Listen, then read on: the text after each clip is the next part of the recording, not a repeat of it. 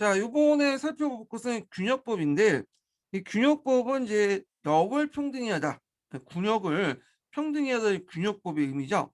자, 이거 이제 강독하기 전에 제가 이제 그 관련된 내용을 한번 정리를 좀 해볼게요. 예. 자, 균형법은 영조 때 실시했어요. 그러면 균형의 이제 개혁 배경에 대해서 좀 얘기를 해보면요. 일단 이제 그 통일적인 그 징수체가 미흡했다는 거, 이 군포의 양이 균일하지 않았다는 거. 그래서 원래 1년에 그, 그 2필씩 걷는 거지만 실제로는 3필, 4필 이렇게 걸었다는 거죠.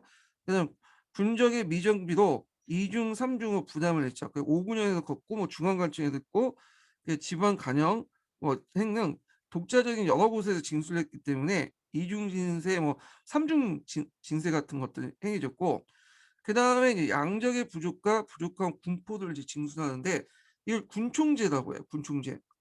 이 군총제 총액제 일부죠. 근데 보통 비총제라든지 한총제라든지 다른 총액제는 조선 후기 때 실시했지만 이 군총제는 후셈에 나와 있는 것처럼 조선 전기 때부터 군총제가 실시됐어요. 중앙에서 이제 뭐냐면 총액을 결정해서 그 각 도 군 단위로 해갖고 이제 결정했고 내려 보냈거든요. 그러다 보니까 그 액수에 맞지 않은 이제 그 총액의 그 군포를 징수하지 못하면 어 어떻게든 채울 수밖에 없겠죠. 그래서 여러 가지 이제 이상한 간행들이 등장하는데, 여러분도 한 번씩 들어봤을 거예요. 뭐 백골진포라든지 한구청정 뭐 인징, 족징 이런 것들 이제 들어가죠.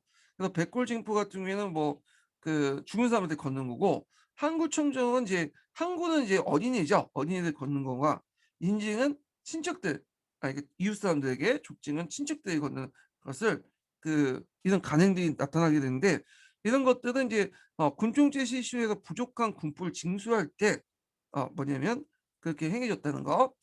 그 다음에 수납 과정에서 이제 수령이나 아전들, 농간 이런 것들에 부당 징수가 많았고요. 그래서 이게 이제 계속 문제가 되니까 숙종 때 요걸 좀 바로잡자, 군역의 문제를 바로잡자 해가지고 했던 것이 양역 이정청이야. 그래서 양역 이정청을 이제 설치를 하고, 자, 이런 걸 이제 임시 기구를 만들어 가지고 거기에서 이제 양역 보통론을 논의하게 되죠.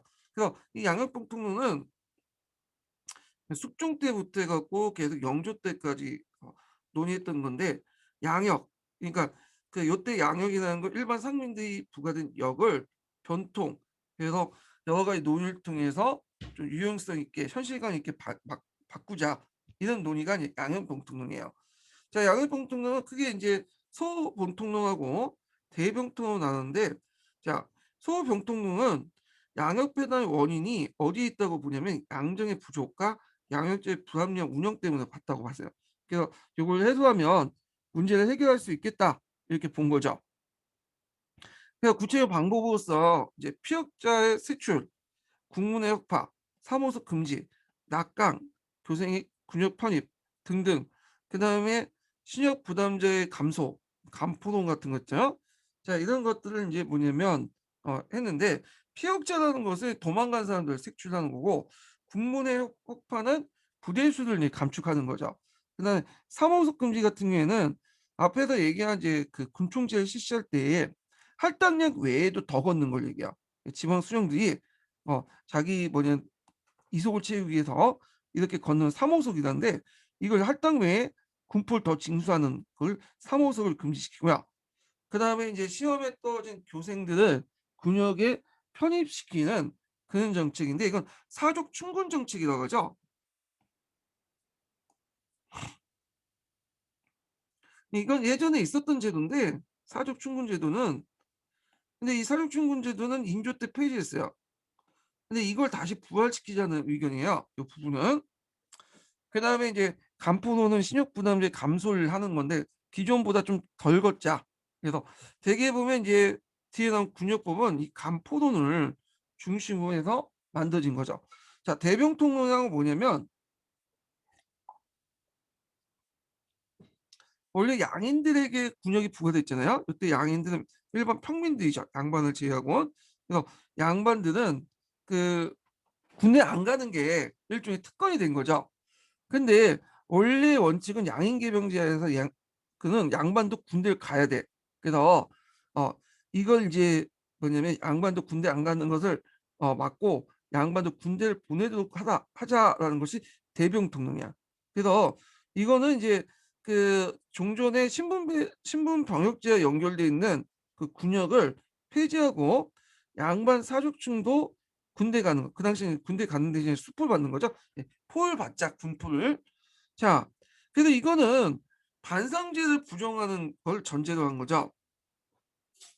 그 안에서도 여러 개씩 있었는데, 자, 요게 호프론, 뭐 결포론, 유포론, 구전론, 공전제 등이 있어요.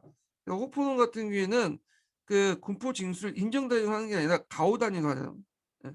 그럼 가오 단위로 하면 어 양반 호도 걷겠죠. 그래서 반대로 실시하지 못했어요.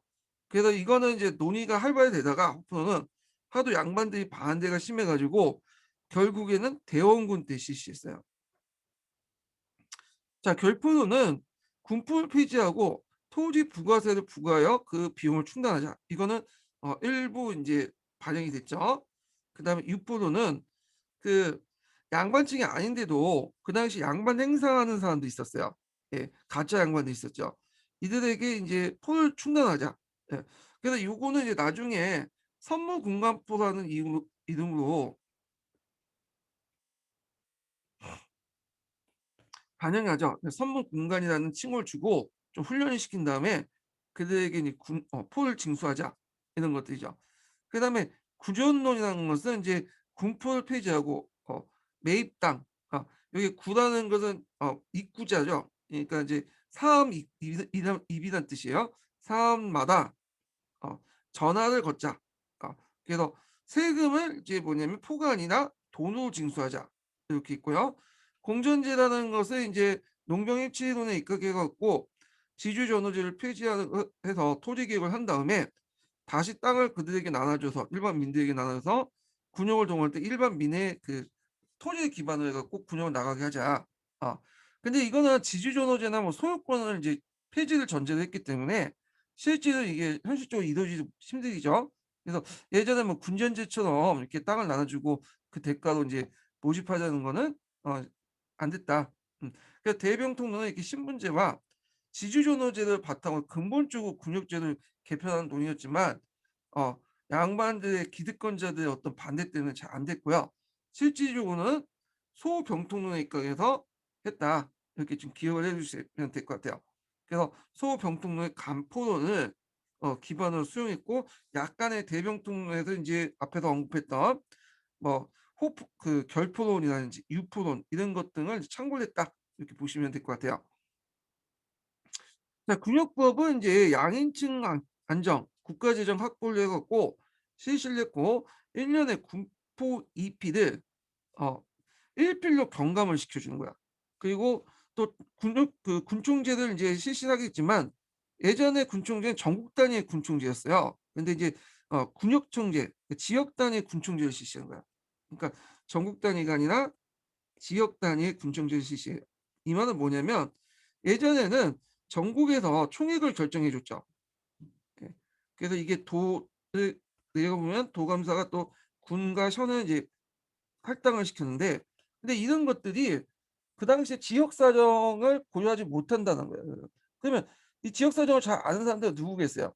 당연히 지방 수령들이죠. 그러니까 지방 수령들이 군 단위로 총액을 이제 결정해 갖고 뭐냐면 군대를 뽑아라.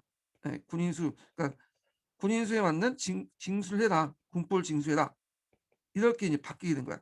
이건 어떤 식으로 이제 하냐면 예전처럼 국가가 일괄적으로 이제 정해주는 게 아니라 일단은 국가에서 이제 양역 실총이라는 것을 만들어요.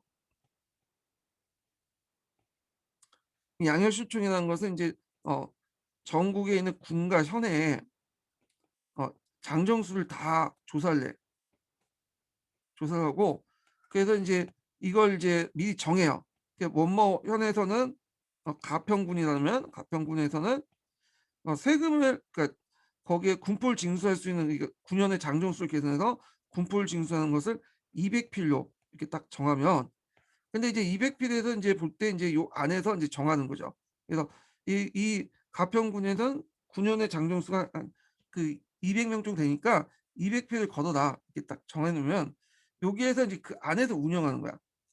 근데 의무적으로 이제 200표를 걷어다녔고 그리고 다만 이제 플러스 알파를 이제 정해주는 거죠.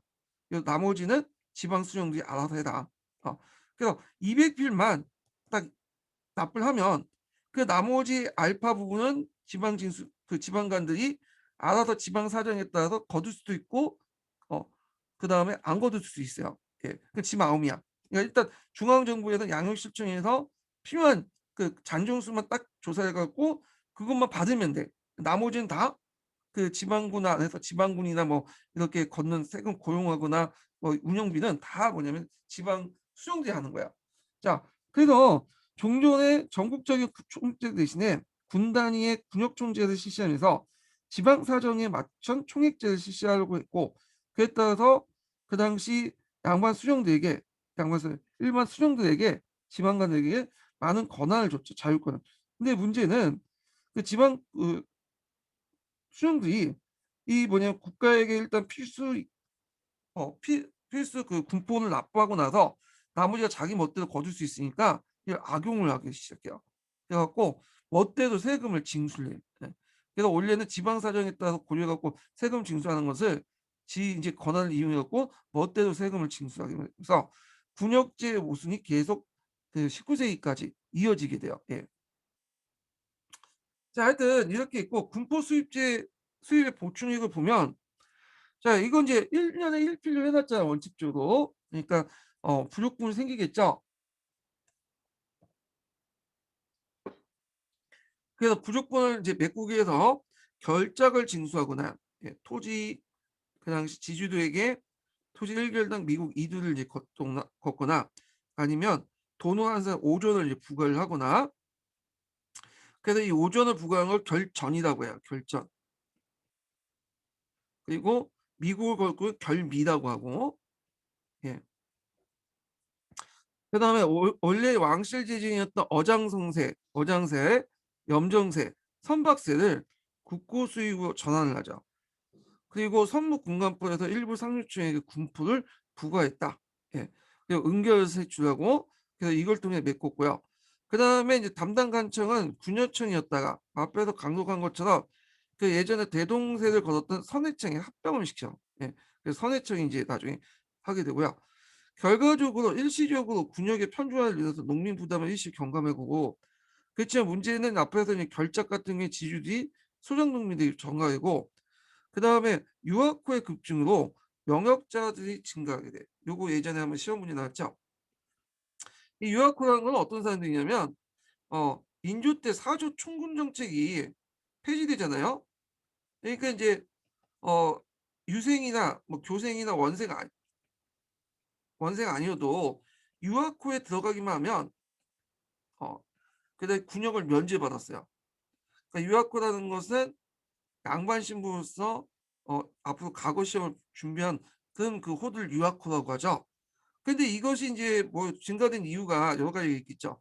그 양반의 지위를 합법적이나 비합법적으로 이렇게 매입을 해가지고 사들이는 경우가 있었잖아요. 그러다 보니까 유학후가 증가되기 시작한 거야. 그래서 이게 예전에 2차 기출문제 나왔던 거거든요. 논술형 기출문제. 자, 그런 것들 보시면 되고 여기는 안 나왔지만 앞에서 군 단위의 지역제, 총액제가 실시하면서 그 양반 수령이란다. 수령들이 일반 수령들이 그 당시 그 자기 멋대로 자의적으로 예, 많은 그 군포를 징수했기 때문에 문제가 또 생기죠. 예, 등등 이런 것들 때문에 이제 뭐냐면 삼정의 문란에서 군역제 문란, 예, 그 군역의 문란도 같이 포함되어 있다. 이렇게 보시면 될 것 같아요. 자, 그러면 이제 관련된 그 교과서에 있는 내용 한번 읽어볼게요. 31페이지 펴보세요. 보충 자료.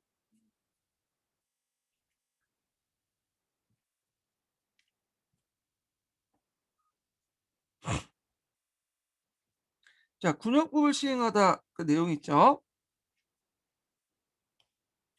자, 훈련도감을 비롯한 중앙 5군역은 모병제를 운영했으나 군역의 운영의 비용은 양인이 바치는 군포 충당했다. 그래서 군포는 양인 한 명이 그 16개월마다 표 2피씩 납부하는 게 원칙이었죠. 이걸 이제 군적 수포제라고 하죠.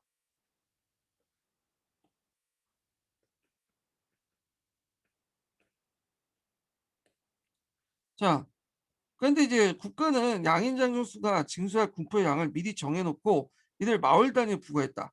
이걸 이제 총액제라고요. 국가 단위의 총액제를 실시한 거죠.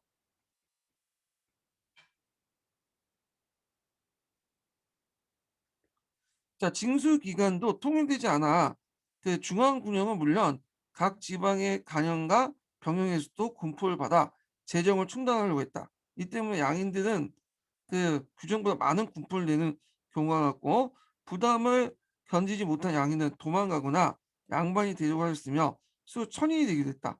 남은 양인들은 도망간 이웃이나 친족은 물론 양반이 되거나 천인이 되어 면제받아 이들은 군포도 대신 내야 했다.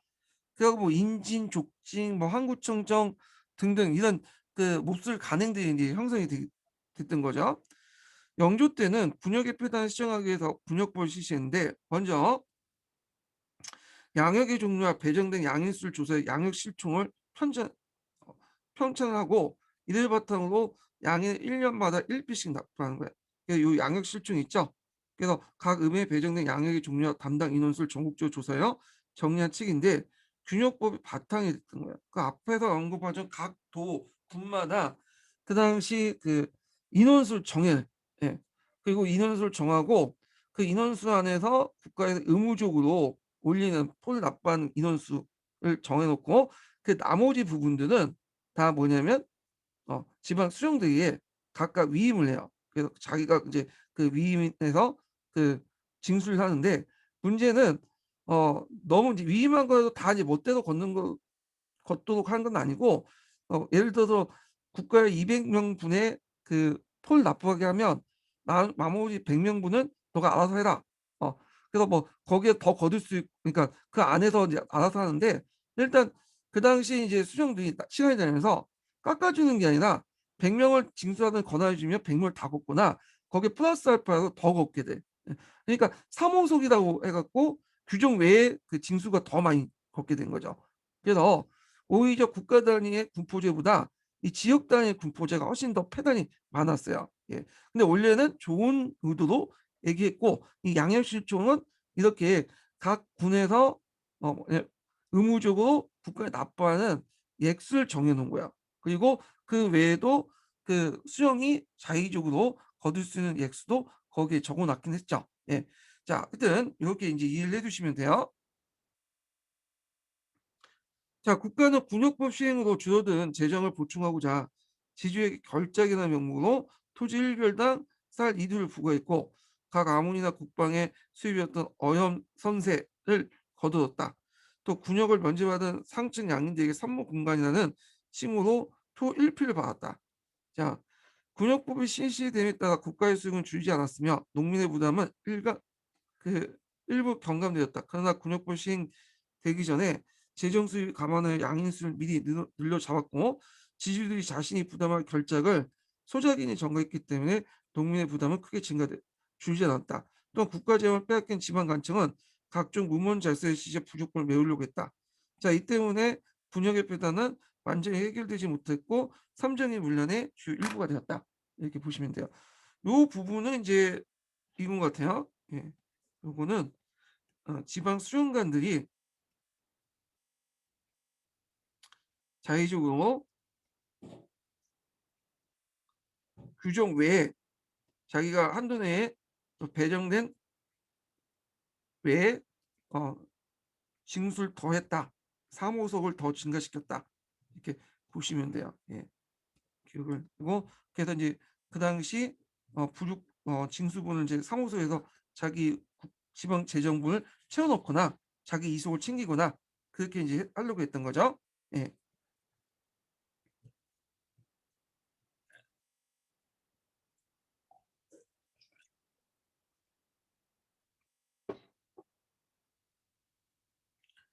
자, 그 다음에 선무공간포와 관련된 건데, 자, 밑에 이제 군역법 실시 과정에서 부족한 걸 선무공간으로 해갖고 걷는다고 했잖아요. 자, 그 보면 선무군가는 양인 신분이면서 경제력을 바탕으로 수령의 항리 등과 결탁하여 향촌의 사대부를 행사하면서 군역을 피하고자 했다. 가짜 양반 행사하는 사람들 얘기하죠. 국가는 이들에게 무반 명목을 주고, 이 무반이라는 것은 선무군관이라는 지위를 주면서 군포를 내도록 하였다. 일반 양인과 마찬가지로 군포를 부담하게 되자 이들은 어떻게 하든 또 진짜 양반이 되보려고, 진짜 양반이 되면 그 군포를 안 내잖아요. 그래서 신분 상승 노력을 하였다. 이렇게 이제 보시면 될 것 같고요. 자, 그 다음에 이제 이렇게 좀 받고, 음,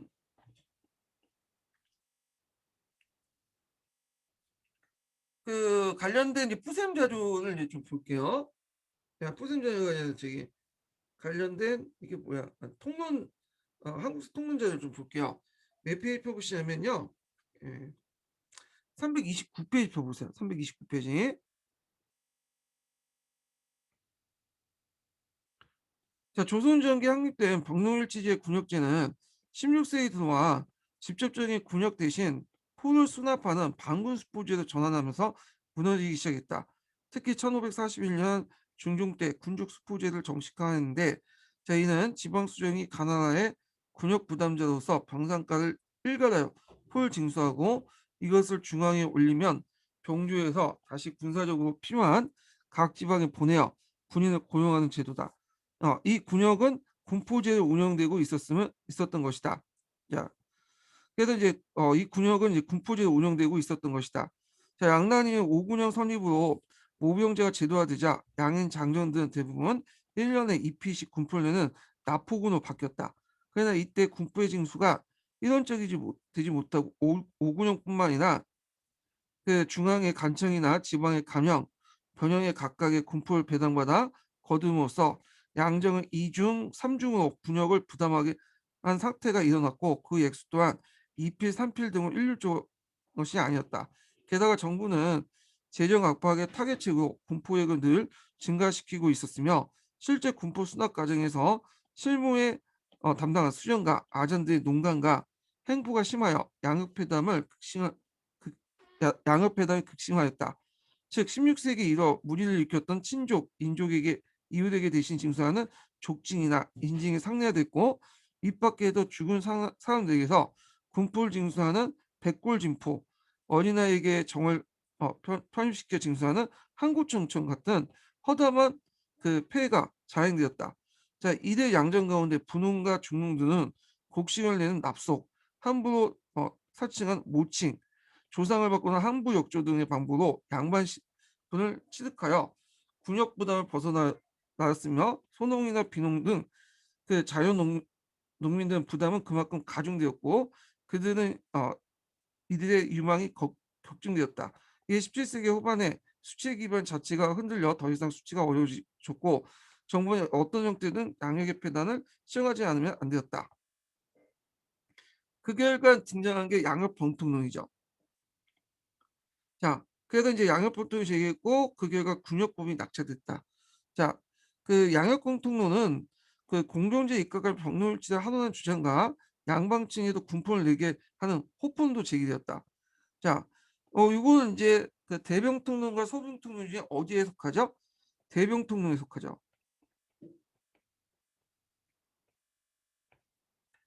그러나 이제 전자는 토지 개혁을 전제로 하는 것이기 때문에 시행되기 어렵고, 후자는 그 영조와 일부 관료가 주장했지만 그 호포론이죠. 어, 대다수 양반들은 양반 분영론을 부딪혀 시행되지 못했다.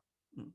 결국 정부는 분영법을 제정하여 시행했는데, 이는 농민들 1년에 2피씩 내던 군포들 1년에 1필로 감해주고, 감해진 부분을 결작이라든지 그다음에 선염 엄세, 그 선박세, 어염세, 그 다음에 이런 것들을 얘기하죠. 그래서 은결과 선무공과포를 보충하는 방식으로 취해진 것이다. 자, 그 어염성세를 이제 얘기하고, 예. 같이 붙어 있네. 염, 선설 내기하고 응결, 선무공간포 등을 보충하는 방식으로 취했던 것이다. 요때 결작이라는 것은 평양 환경도를 제한, 이건 익류지역이니까 제시켰죠. 전국의 전 1년을 1결당 미 2부 2두 또는 전 5전을 부과한 것이고, 어영성세는 종전에 왕실에 속해 있던 정부 재정을 돌린 것이며, 은견은 토지대장에 올리지 않은 비가세지를 말하는 건데, 이를 찾아내는 새로운 세원을 삼는 것이다. 선무공간포는 양이면서 군포 부담에 빠졌던 항정들을 선무공간호제에서 수포하는 것이다. 자, 이와 같이 군역법은 신분지하에서 양반 부력의 원칙을 고수하면서, 양반은 군대에 앉는다, 군대 안 간다는 그 원칙을 고수하면서 토지 소유자에게 결작을 징수하였고, 왕실의 어염선수를 빼내고 양인 상층에게 수포함으로써 일반 농민의 군포 부담을 방관시켰던 것이다. 자, 군포 군역법의 실시로 농민 부담이 가벼워졌고 이들의 불만도 다소 누그러졌다. 그러나 결작에 소장 농민의 경작지까지 부과되었으며, 정부는 수입 증대를 위해서 양존수를 터무니없이 높여 책정함으로써, 그 앞에서 말한 것처럼 양 이게 무슨 책이죠? 아, 갑자기 까먹었다. 네. 양역실총이죠. 양역실총을 만들 때 이미 이제 뭐냐면 군 현단의 인구보다도 더 많이 부과를 한 거야. 예. 그래서 그거 중에 일부는 이제 뭐냐면 정부에게 필수로 상납을 하고, 나머지 부분은 지방 수정관에게 재량을 맡겨놨던 거죠. 자, 그러다 보니까 어 이제 가세액이 나중에 점점 늘어나게 되죠. 예. 정부는 수입 증대를 위해서 양존수를 터무니없이 높여 측정함으로써 농민 부담을 다시 가중했다. 처음엔 30만 원 파악된 납포군이 군역법 실시 50만 원 격증됐고, 그래서 이제 양역 실총 때 집어넣을 때 기록상 50만 원 격증됐다는 거죠. 이 때문이다. 자, 그래서 군역법 실시에도 불구하고 군종의 문란은 다시 농민 생활을 위협하게 되었다. 예. 자, 그다음에 이제 호포법에 관해서, 호포도는 이제 영조 때 이게 일어났는데, 양육법 두는 것에서 영조도 그거 찬성했어요. 내가 만약에 사대부로 태어났으면 당연히 포를 납부하겠다. 하면서 양반 사대부들 막 비난하고 비판했는데, 하도 양반 사대부들이 이제 배짱이 식으로 이제 못 내겠다 하니까 어쩔 수 없이 이제 호포를 포기했죠. 근데 이게 이제 나중에 흥성대원군 때 시행이 돼요. 당시에는 받아들이지 않지만. 근데 이제 뒤에도 얘기했지만 그때는 좀 약간 유도리 있게 실시했어요. 양반의 부담이 상류보다 좀 적게 했고, 근데 양반이 직접 포를 납부하는 게 아니라 그 밑에 있는 쌍놈들 하인들 시켜갖고 납부하도록 했죠. 그래서 양반 체면을 좀 세워주면서 했던 거예요. 이거는요. 자, 그러면 군역법과 관련된 그 내용을 한번 뿌세미에서 찾아서 읽어볼게요. 자, 240페이지 펴보세요.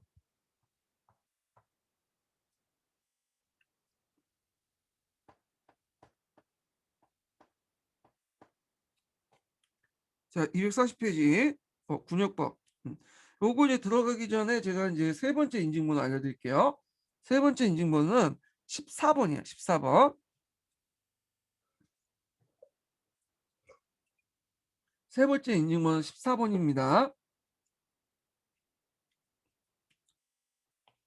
자, 내용을 보면 어, 양역은 국가의 신분제에 기반한 양인에 부과된 신역인데, 당초 노동력을 직접 징수하였으나 점차 대립이 일반화되면서 물납으로 전환되었다. 16세기 이후 지주전호제의 발달과 상파업의 경제 발달, 신분제 동요로 인해서 양인층의 몰락과 군역 불균등의 심화됨에 따라서 조선 국가는 양역 문제를 해결에 부심하게 되었다. 결국 토지 개혁을 통해 자연 농민층 육성 방안은 물론이고, 신분제의 일정 개혁을 유보한 채 양육 문제는 군역법으로 정리되었다. 그러니까 대동법보다는 대병통로보다는 소병통로로 이렇게 정리됐다는 거죠. 자, 군역법 실시 배경을 보면, 원칙상 조선시기의 군역은 법제상 양인이면 양반이든 평민이든 모두 부담하여야 하는 신역으로서 군역이죠. 이때 신역이라면 법제상 양인이면 모든 사람이 양인이면 지게 되는 거야. 그러니까 직역을 짊어지지 않은 이상은 다 군역을 짊어지게 돼요. 자, 그래서 이제 이게 양역인데 그러니까 시간이 근데 지나면 지날수록 이 신분제가 발달되면서 이제 어떻게 되죠? 예, 이것이 양반들만 따지고 일반 평민이 지는 양역화가 되죠. 예. 자, 그런데 이제 이 당시에는 그 신분제 사회잖아요. 그러니까 양반과 평민이 모든 형태의 군역에 종사하지 않았다는 거예요.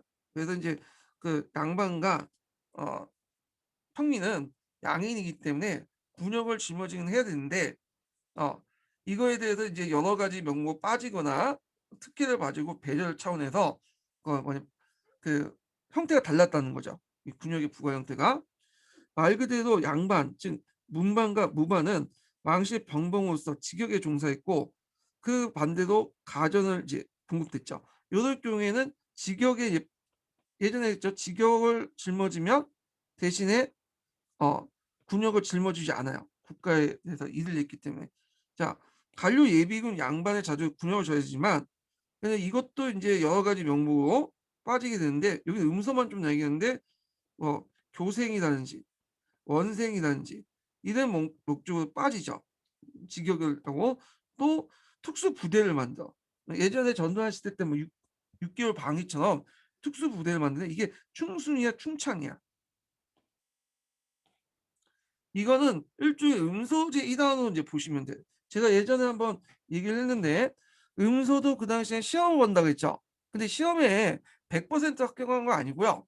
거의 한 3, 40%는 합격하고 나머지 5, 60%는 뭐냐면 음소에도도 뭐냐면 하지 못해. 그러면 이제 이렇게 떨어진 음소 시험에서 떨어진 사람들을 따로 모아가지고 만든 부대가 충순이나 충찬인데 요거는 이제 군역을 짊어지면서도 어떤 특혜가 있냐면 어, 요게 이제 근무하다가 제대를 하잖아요.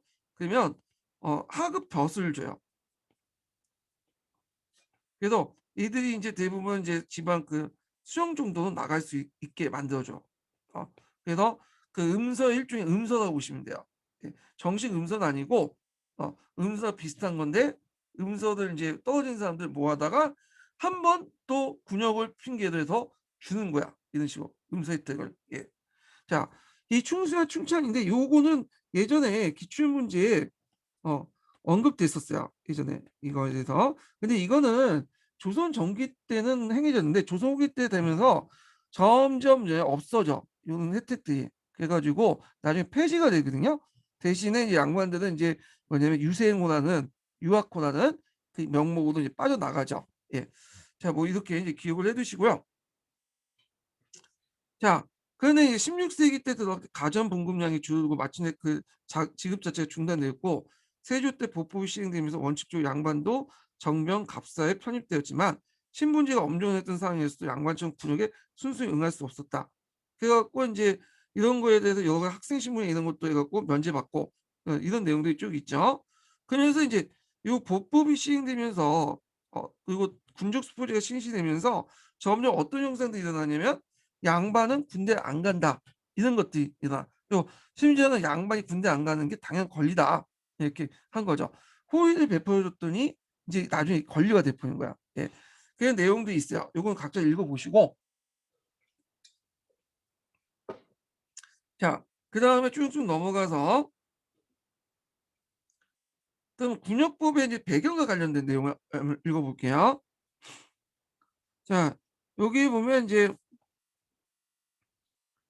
어, 두 번째 단락 몇 페이지 보시면 242페이지 두 번째 단락. 자, 여기 보면 이제 인조반정 이후에 군영의 설치는 전쟁의 위기 속에 급속히 이루어졌기 때문에 계획적일 수 없었다. 게다가 그 과정에서 군무는 자기 당파 영향력 아래 놓으려고 정치 세력간 압력이 있었는데 이 때문에 각 군무는 단일 간청에서 체계적으로 조정에 거치지 않은 채 자기가 군영의 유지를 위해 행정체계를 무시하고 직접 군부를 정하거나 정군하여고 직접 자신의 보위를 모집하게 되었다. 자, 이러다 보니까 이렇게 군역이 늘어나고 그다음에 양역 평성의 체계 원칙도 없고 그러다 보니까 이제 한 사람이 장정이 이중삼중으로 수탈당하는 경우가 많았어요. 그리고 그들이 바치는 군포의 양 역시 소속 기간에 따라 2필 혹은 3필 등 일률적이지 못했고 그 다음에 1필의 규격도 각기 달랐어. 음. 그리고 이제 이에 더불어 조선 초부터 각 지방에 일정한 군액, 군총제를 배정했다고 했죠. 그래서 그 지방에서 국가가 일단 정해 놓으면 이유를 불면하고 그 군액을 해당의 세금을 납부해야 돼. 지역 사정을 고려하지 않죠. 그러니까 당시 조선 정부는 재정 사정이 곤란해짐에 따라 전국의 군액을 정확하게 파악하지 못한 채 각 군현 단위로 군액을 징액 배정하였다. 설상가상으로 양역을 지는 백성들이 도망갈 경우에는 일단 총액을 메꿔야 되니까 그 군포 책임자는 무조건 채워내야 했으며 수령이 불법인지 알면서도 백골진포, 죽은 사람에 부과하고 항구청정, 인징, 족진 등을 당해낼 수밖에 없었다. 자, 그래서 이제 이런 등등 어 그래갖고 이제 이런 걸 피하기 위해서 이제 좀 여유가 있는 사람들은 향후에 뇌물을 주거나 아니 공명책을 사서 양반 신분을 얻는 식으로 빠져나갔죠. 그러면 그 부족한 빠진 내용도 당연히 가난한 농민층에 전가되죠. 자, 그래서 이제 이런 분역의 폐담, 국 양의 폐담은 조선 후기 때 농민 문락의 가장 큰 요인이 되었고 국가의 존립까지 위태롭게 됐다. 그래서 이렇게 이제 문제가 생기니까 요걸 논의하기 위해서 이제 등장한 것이 해결 양역 공통이에요. 양역을 좀 더 합리적으로 운영해 보자. 자, 그래갖고 이제 소병통과 대병통을 나누죠. 그래서 그 기본반의 소병통을 개정하면서 양역제 유지 재건하는 방안과 근본적 신분제를 개선함으로써 새로운 그 군역제도를 마련하자로 나눠볼 수 있다. 자, 그러면 먼저 소병통론을 볼게요. 소병통론은 양역회담의 원인을 양정 부족과 불합리한 운영이 있다고 보고 피역자를 찾아내거나 군사수를 줄이거나 이를 양정을 확보하거나 양형의 제 운영을 중앙과 지방 차원에 조정하거나 그다음에 양역 부담을 절반을 줄이자는 주장이다. 자, 반면에 대병통령은 역 부담을 하는 전체 호가 5분의 1에 불과한 상황에서 양역 문제를 해결하기 위해서 양역에 응하지 않은 양반 사족층도 군대에 보내자는 거죠. 그 양반호도 이제 군포나 군전을 납부하거나 군포 대신에 토지에 부과하거나 양반자제나 유생들로 군포를 거두자는 방안이다. 그래서 병통의 핵심은 양반도 호포를 부담하다는 호포론이 있지만 그렇다고 완전히 평등한 의미가 아니었다. 자, 그래서 이제 유기의 주장도 있고 이상의 주장인데 이건 각자 읽어보시고 자, 결국에 이 호포론은 그 양반층의 불만 때문에 그 반대 때문에 실현되지 못하죠. 자, 그래서 이제 쭉 넘어가서 결국에는 이제 영조 때 들어가서는 어, 이 양양 문제를 소병통령을 정리해가지고 실시하게 돼요. 자, 그래서 이제 그 과정들을 이제 볼게요. 군역부 시행 과정. 자, 영조는 양역봉통이 정치세력 간의 갈등을 제대로 추진하지 않고 있으면 질책하면서 다시 한번 양역봉통의 문제를 해결을 강조했다. 이미 무신난의 이 무신난이라는 거는 이인자의 난 얘기예요.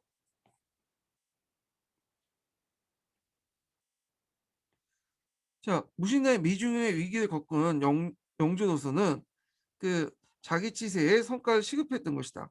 영주의 촉구는 소위 탕평정치의 정치 운영의 불안정 가운데 실을 거두지 못했지만 단 한편으로 숙종 중기 때부터 이런 아문별, 지역별 양역 인구의 조정과 확정 작업이 있는데 이게 양역 총수, 양역 실총이죠.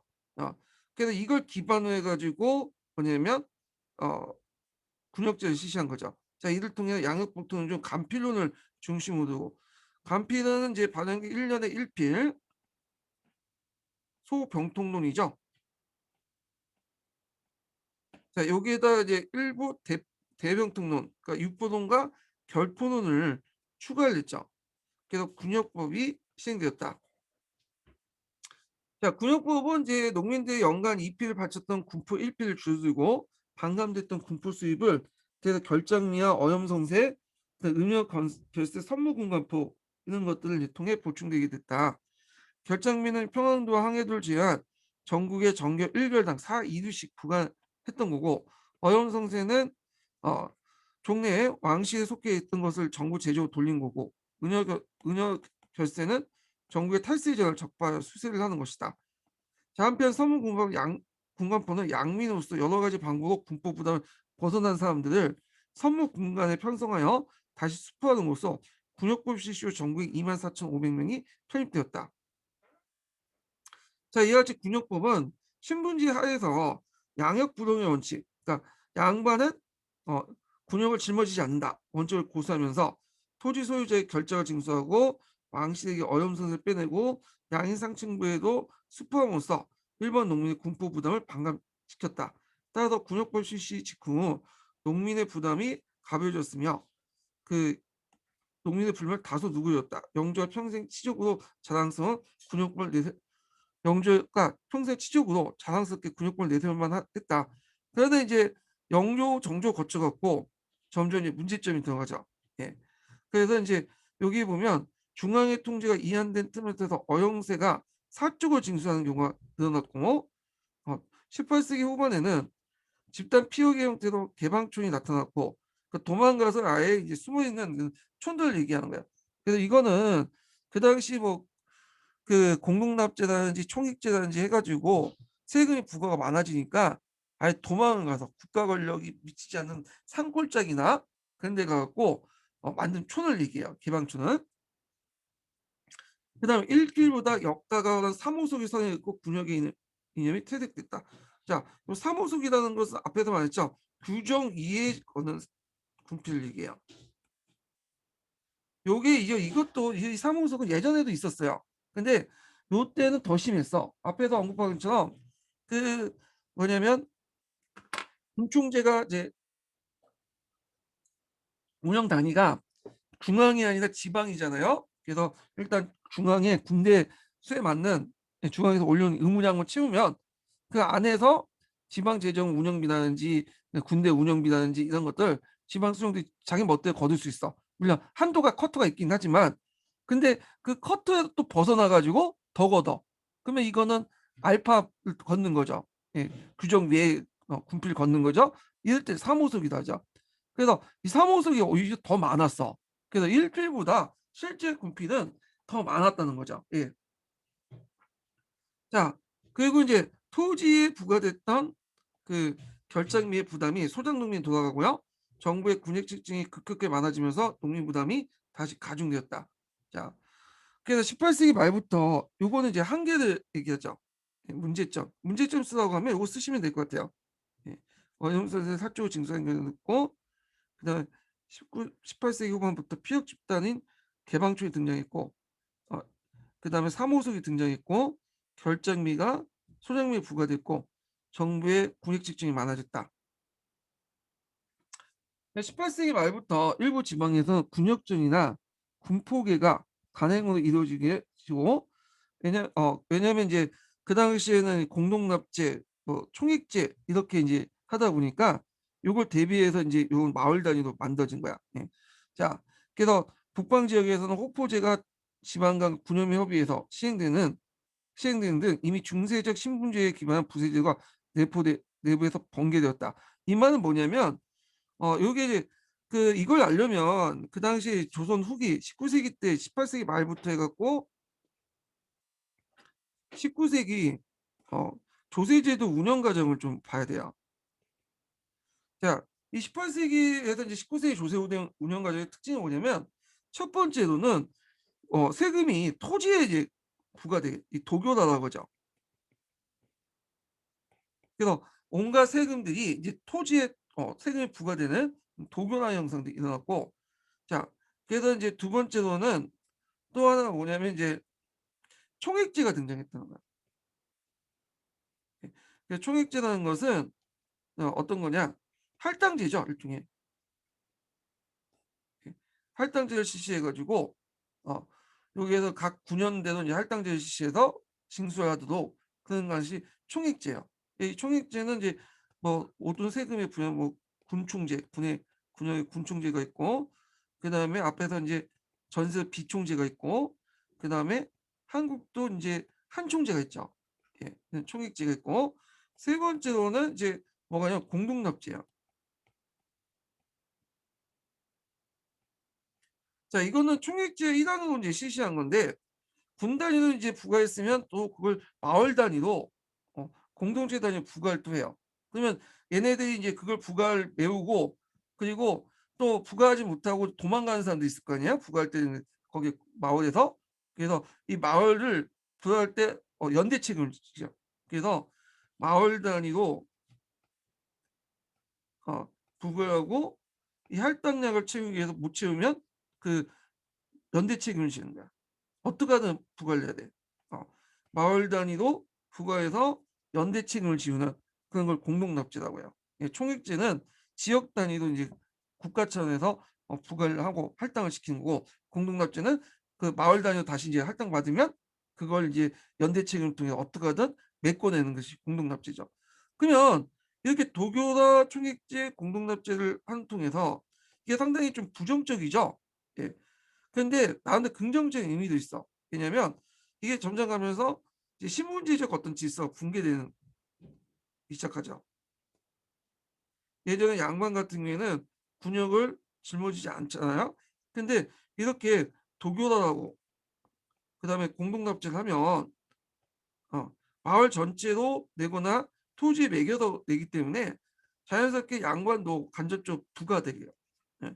그래서 이런 것들 볼 때 이제 도중에 이제 어떤 양반에게 세금을 면제해주는 중세 신분적인 기반은 어떤 부세제도 있죠. 이런 것들이 내부에서 붕괴되기 시작한 거야. 예.